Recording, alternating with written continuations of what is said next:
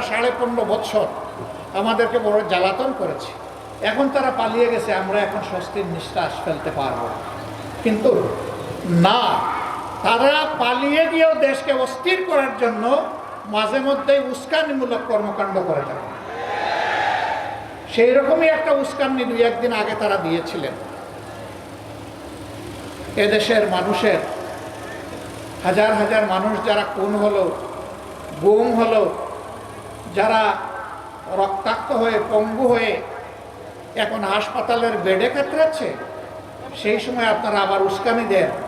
এইটা কি বাংলাদেশের মুক্তিপাগল মানুষ সহ্য করবে?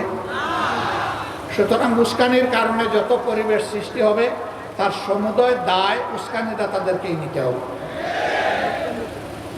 প্রিয় দেশবাসী, গেল তাদের আমল, করলো ধ্বংস বাংলাদেশ, জাতিকে করলো বিভক্ত।